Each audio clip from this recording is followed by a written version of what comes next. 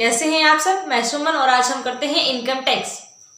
Income tax का बिल्कुल basic हम आज करने वाले हैं। इनकम टैक्स क्या है, इनकम क्या कैसे आती है, टैक्स क्या है, कौन सा एक्ट एप्लीकेबल होता है, कब इसकी शुरुआत हुई थी, किसके द्वारा की गई थी, बिल्कुल यानी कि जो बिल्कुल बेसिक है इसका वो हम आज के इस वीडियो में कवर करने वाले हैं।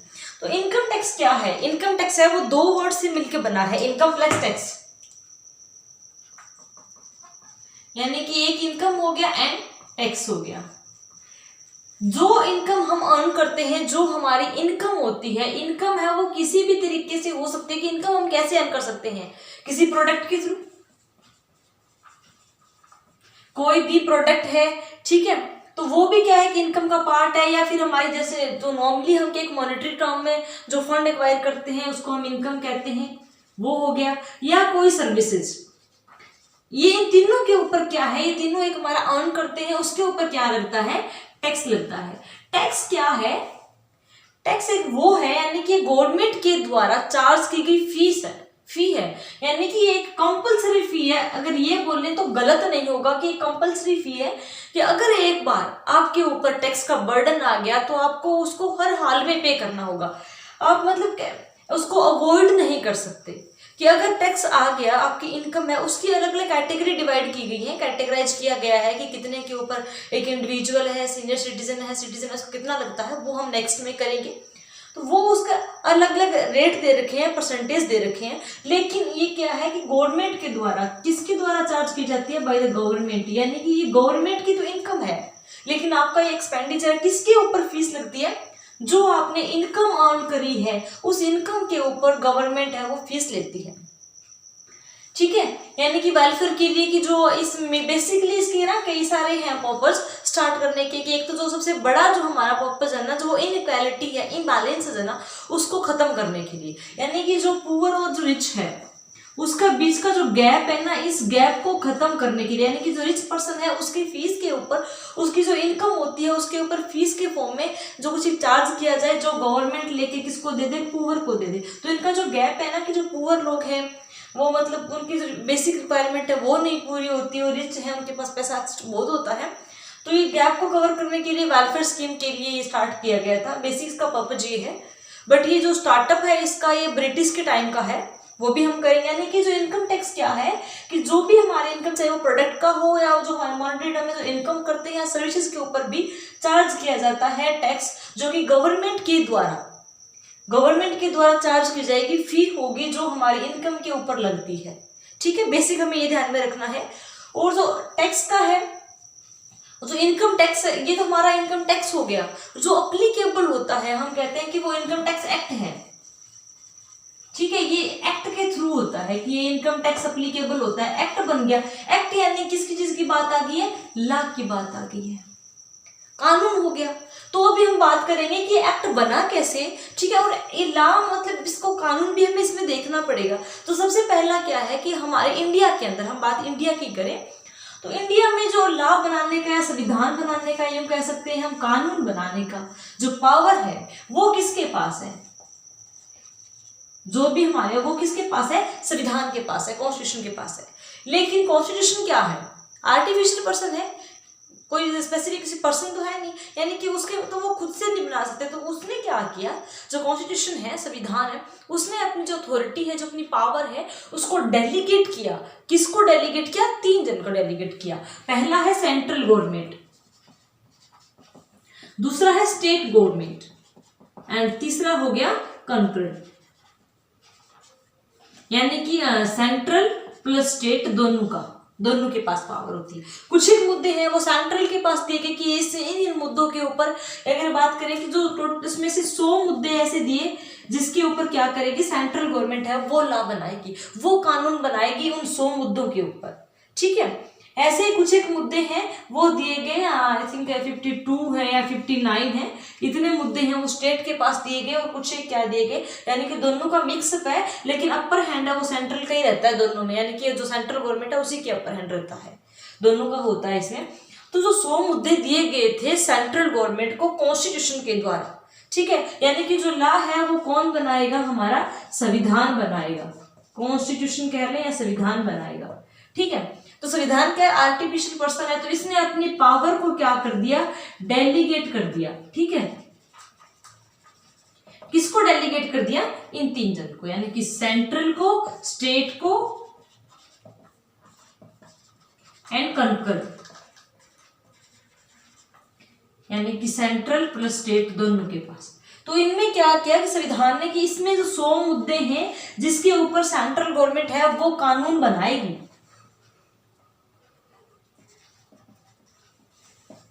ठीक है, ये मुद्दे दिए गए, तो उस मुद्दों में जो एंट्री नंबर है, ठीक है, जो हमारा कॉन्स्टिट्यूशन है ना, उसके अंदर आर्टिकल लिखे जाते हैं और एक्ट के अंदर प्रोविजन लिखे जाते हैं। तो जो आर्टिकल जो हमारा था 242 या 244 है आई थिंक, तो उसमें क्या है कि उस आर्टिकल में चीज डाली गई थी कि ये जो हमारे कुछ एक मुद्दे हैं उसके ऊपर कौन बनाएगा, सेंट्रल गवर्नमेंट। तो उसमें जो इसमें जो हमारा जो 100 मुद्दे हैं, उस 100 मुद्दे में जो एंट्री नंबर 82 है, एंट्री नंबर 82 है, वो किसके रिगार्डिंग है, इनकम टैक्स के रिगार्डिंग। ठीक है, यानी कि थोड़ा आपको लगा भी होगा कि हम थोड़ा सा हट गए, कंसेप्ट से हटे नहीं, थोड़ा बेसिक करवाने की कोशिश की गई थी कि जो हमारा कानून बनाने का अधिकार किसके पास है, कॉन्स्टिट्यूशन के पास है, यानी कि संविधान के पास है। उन्होंने अपनी पावर को डेलीगेट कर दिया तीनों में, और जो सेंट्रल गवर्नमेंट है उसके पास 100 मुद्दे थे जिसके ऊपर वो कानून बनाते, एक्ट बनाने का। तो उसमें जो एंट्री नंबर 82 था वो किसके रिगार्डिंग था, इनकम टैक्स के रिगार्डिंग था, यानी कि सेंट्रल गवर्नमेंट के द्वारा ये चीज है वो बनाई जाएगा, एक्ट बनाया गया है, कौन सा, हमारा इनकम टैक्स एक्ट। ठीक है, यानी कि एंट्री नंबर 82 में इनकम टैक्स एक्ट का जिक्र किया गया था, चर्चा की गई थी कि ये हमारा इनकम टैक्स के रिगार्डिंग एक्ट है वो बनना है। ठीक है, उसके बाद इसमें क्या हो गया कि हमारे जो एक चीज और आती है कि कई बार क्या होता है कि जो बच्चे हैं वो इन दो चीजों को सिमिलर मानते हैं, income tax act and income जो टैक्स लॉ है, लेकिन एक्चुअली में इन दोनों में बहुत ही डिफरेंस है। इनकम टैक्स अलग है और इनकम टैक्स जो लॉ है वो अलग है।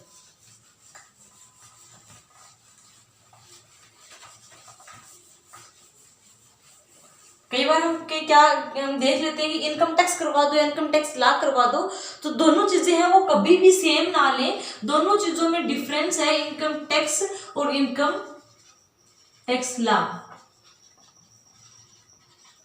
इनकम टैक्स लॉ है ना वो बहुत ही वाइडर कंसेप्ट है और ये है, ये नैरो है, यानी कि इसके अंदर क्या आता है कि सिर्फ एक इनकम के रिगार्डिंग जो हमारी इनकम है उसको कंप्यूट करना और उसके ऊपर टैक्स चार्ज करना गवर्नमेंट के द्वारा। लेकिन जो इनकम टैक्स लॉ है ना, इसके अंदर अनदर 5 कंपोनेंट्स भी आते हैं, और जो इनकम टैक्स है ये पार्ट है इनकम टैक्स लॉ का।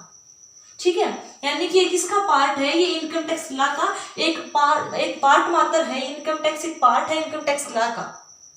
ठीक है, या यूं कह लें कि जो इनकम टैक्स है वो मतलब इसका जो इसमें जो चीजें हैं वो और भी इंक्लूड होती हैं, उसका जो एक पार्ट है, एक कंपोनेंट इनकम टैक्स लॉ है जो हम करते हैं। तो इसके अंदर टोटल है वो 5 कंपोनेंट्स आते हैं। इसमें जो टोटल है वो 5 कंपोनेंट्स होते हैं। सबसे मतलब इसमें जो एक हमारा आता है इनकम टैक्स एक्ट, पहला आता है इनकम टैक्स एक्ट 1961। सबसे पहले कि हमारा जो इनकम टैक्स एक्ट है वो स्टार्टअप कब हुआ, जो हमारा 1857 में क्रांति हुई थी। ठीक है, ये चीज वैसे काफी सुनी हुई है, 1857 की क्रांति, मतलब काफी उसमें नुकसान हुआ था। तो उस टाइम क्या थी, ब्रिटिश सरकार थी। ठीक है, उनका ही मतलब इंडिया के अंदर उनका था एक तरीके से, उस टाइम गुलाम था इंडिया। तो ब्रिटिश सरकार थी, तो 1857 की क्रांति हुई, उसमें उनका मतलब बहुत ही क्या हुआ, लॉस हुआ, बहुत नुकसान हुआ, क्योंकि उसमें मतलब जो उनका जो हथियार थे या चीजें थी वो काफी डैमेज हो गई। तो फिर उन्होंने क्या कहा कि हमें इस मतलब पब्लिक की वजह से, क्योंकि सबने मिल की क्रांति की थी, तो पब्लिक की वजह से हमें क्या हुआ, नुकसान हुआ, लॉस उठाना पड़ा। तो अब वो उसकी भरपाई कौन करेगा, पब्लिक करेगी। उन्होंने उस टाइम क्या है ये कहा कि इसका नुकसान हमें पब्लिक की वजह से हुआ, तो इसकी भरपाई भी कौन करेगा, पब्लिक करेगी। तो उन्होंने क्या किया कि जितना जितना मात्र हुआ है, जो जो लोग अपनी इनकम के बाद जो भी सोर्सेज है उनका, तो वो क्या करेंगे, हमें पे करेंगे उसका। तो जितना भी नुकसान होगा वो किससे रिकवर करेंगे, पब्लिक से रिकवर करेंगे। तब तो ये चीज़ उस टाइम अप्लीकेबल की गई थी। लेकिन उसके बाद क्या हुआ कि 1961 में इसका मतलब बिल पास किया गया और एट लास्ट 1962 के अंदर, यानी कि 1 अप्रैल 1962 के अंदर उस बिल को क्या कर दिया गया था, पास कर दिया गया था। और जो 1961 एक्ट है उसको अप्लीकेबल कर दिया गया था। ठीक है, यानी कि उसको फिर क्या है, ऑफिशियल तौर पे बाद में जब हमारा जो 1947 के बाद हम क्या है स्वतंत्र हो गए थे, उसके बाद भी हमारी गवर्नमेंट ने क्या किया,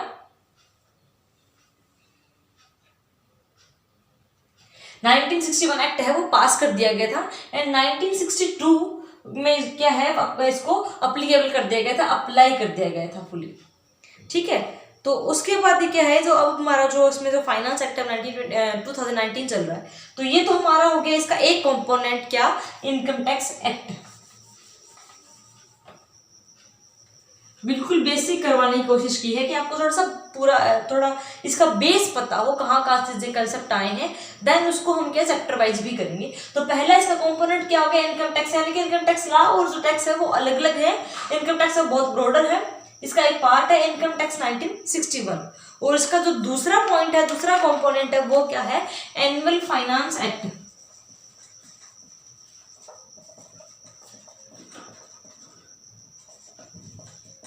annual finance act, annual finance act क्या है, हर साल हमारा एक बजट पास होता है। ठीक है, अभी फरवरी में या मार्च में बजट पास करते हैं। तो बजट किस लिए होता है, फ्यूचर के लिए होता है, हम प्रिपेयर करते हैं। उस बजट में क्या लिखा होता है, जो हमारा फाइनेंस मिनिस्टर होता है वो एक मतलब बैग लेके आता है।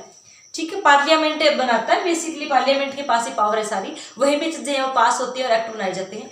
तो हमारा जो बजट प्रिपेयर होता है तो वो उसमें सब कुछ ब्यौरा होता है कि हम क्या इतना टैक्स चार्ज करेंगे, इतना चीजें हम वेलफेयर के लिए लगाएंगे, इसी चीजों में हम वेलफेयर करेंगे, यहाँ कंस्ट्रक्शन का लगा लें, या फिर एग्रीकल्चर का है, इंडस्ट्रीज का है, इस जो फार्मर्स है उसको कितना बेनिफिट मिलने वाला है, और जो टैक्सेस हैं वो हम किस रेट से लगाने वाले हैं, किस फॉर्म में लगाने वाले हैं, तो वो हम देखते हैं। तो वो एक बजट लेके आते हैं, और जो जितना उसके अंदर क्या एक फाइल होता है, एक अटैची लेके आता है पार्लियामेंट में, और वहां पे जो फाइनेंस मिनिस्टर है वो सारा मतलब क्या है पढ़ के सुनाता, टोटली उस चीज को क्या है पढ़ा जाता है। उसके बाद क्या होता है कि जब वो सारा उसका जो बिल होता है उसमें जो पहले वो क्या जाएगा, लोकसभा में जाएगा, लोकसभा में जाएगा, लोकसभा से पास होके, यानी कि यहाँ से क्या है वो बिल है वो पास हो जाएगा। ठीक है, सबकी उसमें कि ठीक है सहमति है, फिर वो किस में जाएगा, राज्यसभा में। यहां से वो क्या है पास होके किसके पास जाएगा, प्रेसिडेंट के पास, यानी कि हमारा जो राष्ट्रपति होता है, प्रेसिडेंट होता है, उसके पास, और वो प्रेसिडेंट उसके ऊपर क्या करेगा, अपने सिग्नेचर करेगा। जैसे तब तक वो क्या होता है, एक बिल होता है, एक फाइनेंस बिल होता है, वो बिल लेके आता है। जैसे ही प्रेसिडेंट ने उसके ऊपर अपने सिग्नेचर किए वो एक्ट बन जाएगा। ठीक है, तो इस तरीके से क्या है वो हमारा एक्ट अप्लीकेबल हो जाता है। जैसे साइन हो जाते हैं उसके बाद उसको क्या है अप्लीकेबल कर दिया जाता है, अप्लाई कर दिया जाता है। तो जो हमारा बजट होता है, यानी कि फाइनेंस एक्ट, जो फाइनेंस बिल होता है वो एक्ट बनता है, यानी कि पार्लियामेंट में जाएगा, पार्लियामेंट में लोकसभा में जितने होंगे उसके ऊपर चर्चा होगी, और उसके बाद क्या है वो बिल पास होके राज्यसभा में जाएगा, राज्यसभा से वो प्रेसिडेंट के पास जाएगा, प्रेसिडेंट के ऊपर सिग्नेचर करेगा, प्रेसिडेंट के सिग्नेचर के बाद वो एक्ट बन जाएगा बिल से। नेक्स्ट हमारा थर्ड पार्ट आता है इनकम टैक्स रूल।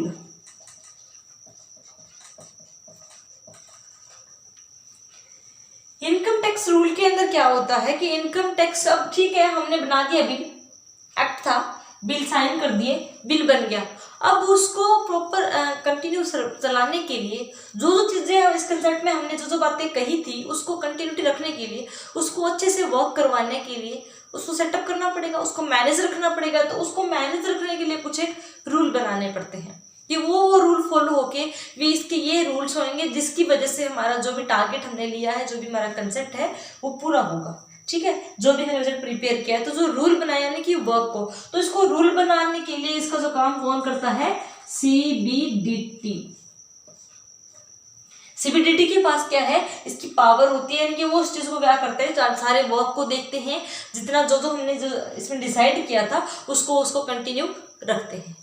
BESI इसमें कंटिन्यूस रखा जाएगा ताकि वो हमारा प्रॉपरली वर्क करे और जो टारगेट हमने लेके चले थे वो टारगेट हमारा अचीव हो और जो एक्ट है वो अच्छे से फॉलो हो। देन फोर्थ हमारा आता है नोटिफिकेशन, या इसको हम कह सकते हैं सर्कुलर।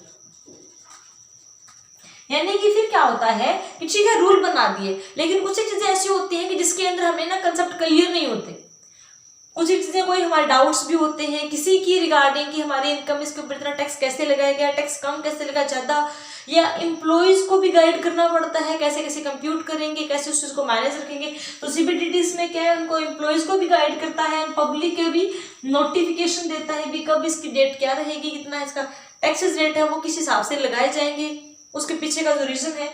यानी कि जो नोटिफिकेशन देना होता है या कोई भी सर्कुलर निकालना होता है टैक्स के रिगार्डिंग, तो वो CBDT ने मतलब स्टार्ट किया गया है कि सर्कुलर है या किसी को कुछ डाउट हो तो वो क्लियर करने के लिए, एम्प्लॉइज को गाइड करने के लिए एक नोटिफिकेशन और सर्कुलर भी बनाया जाता है, जिसके तहत क्या है वो अपनी सारी जो इंक्वायरी है उसको देखते हैं। देन लास्ट आता है लीगल डिवीजन।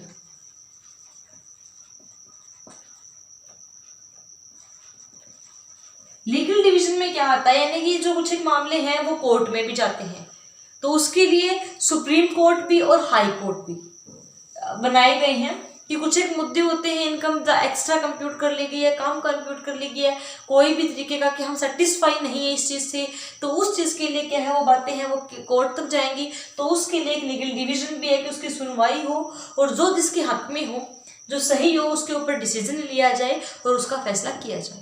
तो उसके लिए क्या है अलग अलग कोर्ट बनाए गए, क्योंकि जो काम जो कोर्ट में आएगा उसको चेकआउट करना, उसको वेरीफाई करना, उसको प्रॉपर देखना, तो वो सारे के सारे जो चीजें हैं वो इसके अंदर आएंगे। तो यानी कि जो हमारा इनकम टैक्स लॉ है वो 5 कंपोनेंट से मिलकर बना है। Income tax act 1964, annual finance act, income tax rule, notification circular and legal division. तो इसके थ्रू हमारा क्या बनता है इनकम टैक्स लॉ। तो अब आगे से कभी मिस्टेक मत करना कि इनकम टैक्स और इनकम टैक्स लॉ है वो सेम है, सिमिलर नहीं है, दोनों में इतना बड़ा डिफरेंस है, क्योंकि इनकम टैक्स मात्र एक इसका पार्ट है इनकम टैक्स लॉ का। तो ये हमारे क्या है इसका इनकम टैक्स, और ये थोड़ा क्लियर करना जरूरी था क्योंकि काफी बच्चों में इसमें कंफ्यूजन रहती है। अब बात आती है कि जब भी हमारा जो इनकम टैक्स है वो हम कैसे कंप्यूट, कैसे उसको देखते हैं, कैसे चेकआउट करते हैं। सबसे पहला कि हमारा इनकम टैक्स है क्या है, 2 पार्ट्स का है। इनकम टैक्स को 2 पार्ट्स में डिवाइड किया गया है, या इसके टाइप्स कह ले। एक आता है डायरेक्ट टैक्स, एक आता है इनडायरेक्ट टैक्स। डायरेक्ट टैक्स कौन से होते हैं, जो डायरेक्टली एक इंडिविजुअल को खुद को पे करने होते हैं, या ये टैक्सेस है वो इंडिविजुअल फॉर्म बिजनेस किसी के ऊपर, बिजनेसमैन किसी के ऊपर भी लग सकता है, वो इसका इनकम का क्राइटेरिया देखा जाता है। यानी कहने का मतलब कि अगर मतलब मेरी इनकम है ना मैं ही पे करूंगा, तो जैसे कि इनकम टैक्स एक्ट हो गया, ये जिसकी इनकम होगी उसी को पे कर सकते हैं। यानी कि डायरेक्ट टैक्स क्या होते हैं कि जिस मतलब वो कोई किसी को हम डेलीगेट नहीं कर सकते। इनडायरेक्ट टैक्स क्या होते हैं, हम किसी को डेलीगेट कर सकते हैं, हम खुद ना पे करके मतलब इनडायरेक्टली पे करते हम ही हैं, लेकिन वो हमारा नहीं होता जो टैक्सेस पे करते हैं। तो इनडायरेक्ट टैक्स, डायरेक्ट क्या हो गए कि अगर मेरी इनकम है तो वो मुझे ही पे करना पड़ेगा, जैसे कि इनकम टैक्स एक्ट है, जिसकी इनकम वो ही पे करेगा। लेकिन इनडायरेक्ट में क्या होता है, डेलीगेट हो जाते हैं। कैसे, जैसे हमारा जो GST है, अभी जो पहले तो हमारा टैक्सेस है वो कई पार्ट्स में थे, लेकिन फिर सारा मिला के क्या कर दिया गया, GST लेके आए। अब GST लगता किसके ऊपर है, एक्चुअली में GST किसके ऊपर लगता है, ट्रेडर्स के ऊपर लगता है। यानी कि जो व्यापारी लोग हैं ना उनके ऊपर टैक्स लगता है कि आपने इतना सामान सेल किया है तो इसके ऊपर इतना टैक्स लगेगा। लेकिन क्या वाकई में जो ट्रेडर्स हैं वो ही पे करते हैं? नहीं ना, ट्रेडर तो नहीं पे करते, ये टैक्स उनका है लेकिन वो पे करते हैं? बिल्कुल नहीं करते, क्योंकि टैक्स जब भी हम किसी शॉप पे जाते हैं तो हमारा बिल बनता है तो वो टैक्स GST है वो हमसे ही लिया जाता है। तो इनडायरेक्टली हो गया ना कि टैक्स तो ट्रेडर्स पे कर रहे, एक्चुअली में टैक्स तो हम पे कर रहे हैं लेकिन है वो ट्रेडर्स का। तो ट्रेडर्स ने पे किया है, टैक्स तो ट्रेडर ही आगे देगा। उसमें बिल काटा कि इतने का सामान है, इतना टैक्स हो गया, तो वो हम तो क्या करके आए पेमेंट, उस ट्रेडर को करके आए हैं कि ठीक है हमने 10,000 का सामान लिया था, उसके ऊपर कितना % लगा के कि हमारा जो सपोज कि 10,000 के हमारा ये हो गया प्लस 1,000 रुपए क्या हो गया, GST लगाया, टैक्स लग गया। तो ये हमने टोटल इसमें 11,000 पे करे हैं। हमने किसको दिए हैं? ट्रेडर को दिए ना, हमने नहीं किया टैक्स के फॉर्म में दिया, लेकिन ये आगे टैक्स देगा। तो इनडायरेक्टली टैक्स हो गया ना, कि टैक्स इनका था, इन्होंने डेलीगेट कर दिया किसके ऊपर? पब्लिक पे। पब्लिक पे ट्रांसफर कर दिया इस टैक्स को। एक्चुअली में पब्लिक ही पे करती है और ये अपना उसके अकॉर्डिंग करते हैं। तो ये क्या होगा? इनडायरेक्ट टैक्स हो गया, कि डायरेक्टली ये लोग नहीं पे करते, और ये क्या होता है? डायरेक्ट टैक्स होता है। अब जब हम टैक्स करते हैं तो उसके सबसे पहले हमें क्या होता है कि हमें ये जो हमारे इनकम को कंप्यूट करना होता है। इनकम का पहले हम ये देखते हैं कि इसके अंदर ना 2 ईयर्स आते हैं इनकम टैक्स में। किस हिसाब से, कौन से साल के हिसाब से और कैसे उसको हम देखते हैं, तो हम ना 2 साल लेते हैं, यानी कि 2 ईयर्स को हम कंसीडर करते हैं। पहला कौन सा है? Previous year.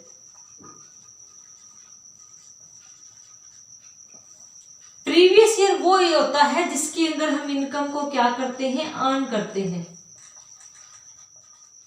यानी कि जब हम कमाते हैं, जिस इनकम को हम कमाते हैं ना, उस साल को हम क्या कहते हैं? प्रीवियस ईयर कहते हैं। और एक होता है हमारा असेसमेंट ईयर, जिसके अंदर हम क्या करते हैं? टैक्स पे करते हैं। यानी कि इस कमाई हुई इनकम के ऊपर जब टैक्स पे करेंगे वो होगा हमारा असेसमेंट ईयर। और जो जिस साल में, जैसे कि इस ईयर की हम जो इनकम है नेक्स्ट ईयर में हम पे करेंगे, लास्ट ईयर का था 1920 था, तो वो हमारा प्रीवियस ईयर हो गया, उसका हमने टैक्स है वो 2021 में पे कर दिया। अगर 2021 प्रीवियस ईयर हो जाएगा, उसका असेसमेंट ईयर हो जाएगा 21-22 हो जाएगा। ठीक है, इस तरीके से हमारा चलता है। यानी कि प्रीवियस ईयर क्या होता है? जिसके अंदर हम इनकम को अर्न करते हैं, और उस कमाई हुई इनकम के ऊपर जब टैक्स पे करते हैं वो हमारा क्या होता है? असेसमेंट ईयर होता है। यानी कि 1 साल पुराना हम लास्ट ईयर जो हमने कमाया था ना, उसके ऊपर हम क्या करते हैं? टैक्स पे करते हैं। तो प्रीवियस ईयर के जस्ट बाद हमारा क्या आता है? असेसमेंट ईयर आता है। तो ये हमें ध्यान में रखना है। ठीक है, इस तरीके से हमें कैलकुलेट करना है असेसमेंट ईयर को। अब इसके कुछ एक स्टेप हैं, जब हम टैक्स को कैलकुलेट करते हैं ना, तो कुछ एक स्टेप हैं। सबसे पहला स्टेप हम क्या करेंगे? Compute gross total income. 5 head है, वो हम आगे फर्दर बहुत अच्छे से डिटेल करने वाले हैं। 5 हेड है हमारे, उस जितने 5 हेड से जो भी हमारी इनकम अर्न हुई है, उस सारी जो ग्रोस टोटल इनकम है उसको हम क्या करेंगे? कंप्यूट करेंगे। कि जो भी हमारी इनकम है उस सबको हमने क्या किया? कंप्यूट किया, यानी कि कैलकुलेट किया कि इतनी इतनी इतनी हमारी क्या बनती है? इनकम बनती है। देन नेक्स्ट स्टेप हमारा क्या होगा? इनकम कंप्यूट करने के बाद कि टोटल हमारी इनकम जितनी भी बनी, फिर हम देखते हैं कि हमें डिडक्शन है वो कैसे कैसे मिल सकती है। और डिडक्शन हमारे क्या आती है? 80C to 80U, जो कि वेरी वेरी इंपॉर्टेंट है। उसको भी हम बहुत अच्छे से करेंगे डिडक्शन। यानी कि इस इनकम के ऊपर टोटल हमारी इतनी इनकम है, फिर हम देखेंगे इसमें छूट कहाँ कहाँ मिल सकती है, कौन कौन से ऐसे काम किए जिसमें कुछ बहुत सारे ऐसे फंड है जिसके अंदर जो इनकम टैक्स नहीं लगता, या कुछ एक परसेंटेज में हमें छूट होती है कि इसका आपको पूरा टैक्स हम नहीं लेंगे, छोड़ देते हैं गवर्नमेंट का। तो वो हम देखेंगे कौन कौन सी डिडक्शन है वो इस पे अप्लीकेबल होती है, फॉलो होती है, ताकि उसका भी बेनिफिट हम ले सकें। तो वो क्या हो जाएगी? हमारी डिडक्शन हो जाएगी 80C to 80U। देन हम क्या करेंगे? डिडक्शन के बाद हम कंप्यूट करेंगे, compute total gross total tax liability या ग्रोस टैक्स लायबिलिटी। डिडक्शन हमने निकाल दी कि इतनी हमारी डिडक्शन हो गई है, तो उसके बाद देखें कि ये हमारी इतना टैक्स है वो लायबिलिटी बनती है, इतना टैक्स हमें क्या करना पड़ेगा? पे करना पड़ेगा। तो ये हमारी क्या हो जाएगी? टैक्स लायबिलिटी हो जाएगी। इसके ऊपर हम इतना टोटल हमारी इतनी इनकम थी और इतना इसका क्या है? टैक्स हो गया। देन हम क्या करते हैं कि हम जो टैक्स लायबिलिटी किस तरीके से हम निकालते हैं कि उसके बाद हमारा क्या होता है कि कई बार क्या होता है कि हम जब इनकम अर्न करते हैं ना प्रीवियस ईयर में, तो साथ साथ ही कुछ टैक्स है वो गवर्नमेंट को पे कर देते हैं। तो वो हमारा का TDS, तो वो क्या उसको हम देखेंगे, उसको कंप्यूट करेंगे। जो भी हमारा TDS कटना है कि उसका गवर्नमेंट हमें क्या करेगी? क्रेडिट दे देती है कि ठीक है इतना टोटल हमारा, अगर सपोज करो कि टोटल हमारा टैक्स है वो 15,000 बन रहा है रफली एग्जाम्पल, सपोज कि हमने 3,000 है वो ऑलरेडी पे कर दिया था प्रीवियस ईयर में जब हम इनकम अर्न कर साथ में।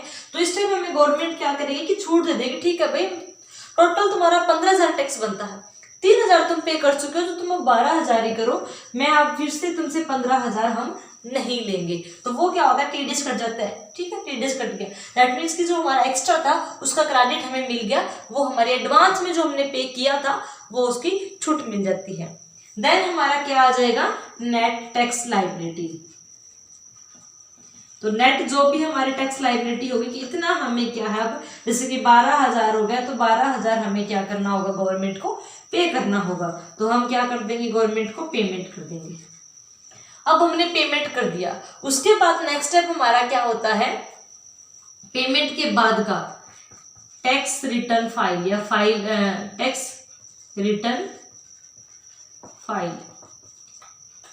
जब हम पेमेंट कर देते हैं, ठीक है, कि हमने 12,000 पे किया, 15,000 बन रहा था, तो फिर ना गवर्नमेंट को टैक्स रिटर्न फाइल के अंदर क्या होता है, हमें गवर्नमेंट को सारा ब्यौरा देना होता है, कैसे कैसे हमने कंप्यूट किया, ठीक है, इतना टैक्स अब पे किया, पहले किस हिसाब से किया था, वो सारे के सारे जो क्लैरिफिकेशन होती है ना गवर्नमेंट को कि इतनी हमारी इनकम बनती थी, इतना इतना टैक्स हमने प्रीवियस ईयर में पे किया, इतना टैक्स हम अब पे कर रहे हैं, तो वो सारी की सारी इन्फॉर्मेशन फाइल होती है जो हम गवर्नमेंट को प्रोवाइड करवाने में बताना पड़ता है गवर्नमेंट को कि ऐसे ऐसे टैक्स हमने दिया है, तो वो क्या होगी, टैक्स रिटर्न फाइल होगी, ठीक है।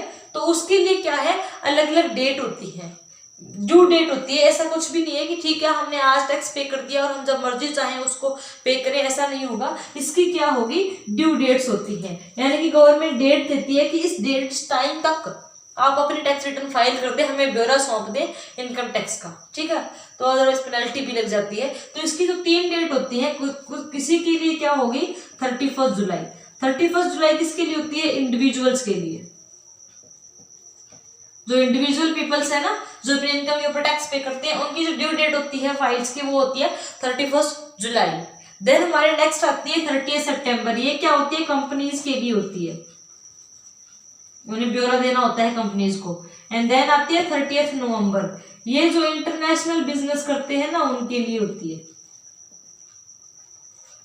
ठीक है, ये ड्यू डेट्स होती हैं जिसमें क्या ब्यौरा देना होता है। लेकिन अगर रिसेंट की इस टाइम की हम बात करें तो ड्यू टू कोविड-19 जो कोरोना वायरस है उसकी वजह से जो हमारे फाइनेंस मिनिस्टर हैं तो उनके द्वारा क्या है, डेट है वो एक्सटेंड कर दी गई है, सभी के लिए एक्सटेंड कर दी गई है। तो ये तो इस टाइम की बात है, लेकिन एक्चुअली हम इनकम टैक्स को पढ़ रहे हैं तो उसकी डेट्स होती हैं, ठीक है, जिसके थ्रू क्या है, ड्यू डेट होती है जिसमें हम टैक्स रिटर्न फाइल करनी होती है, यानी कि गवर्नमेंट को ब्यौरा देना होता है। तो ये टोटल हमारा बेसिक है। और नेक्स्ट जो हम करने वाले हैं कि इसमें मतलब कैसे हमारे जो कौन कौन कितना टैक्सेस रेट इसके ऊपर लगते हैं और अलग अलग कैटेगरीज दी गई हैं इंडिया के अंदर, सीनियर सिटीजन क्या क्या उनका एज है, और उसका थोड़ा हम और आगे बेसिक करने वाले हैं। तो आज पूरी कोशिश की है कि आपको थोड़ा सा बेस समझ में आ जाए कि इनकम टैक्स वाकई में एक चीज़ क्या है, टैक्स क्या है, एक्ट क्या है, एक्ट कहाँ से बना, किसने बनाया, वो आपको क्लियर हो जाए तो आपको जो आगे के स्टेप है ना वो बहुत इजी हो जाएंगे। हम आगे कंसेप्ट तो कवर कर लेते हैं कि सैलरी हेड क्या है, जो हमारा पीजीबीपी क्या है, तो वो चीज़ें हम क्लियर कर लेते हैं, डिडक्शंस क्या है, लेकिन हमें स्टार्टिंग कंसेप्ट नहीं पता होता तो हम कंफ्यूज हो जाते हैं। तो वो कंफ्यूजन ही क्लियर हो जाए एट स्टार्टिंग तो बाकी चीज़ें आपकी थोड़ा सा ईजी हो जाएगा। तो होप सो आपको समझ में आया होगा। Thanks for watching, bye bye.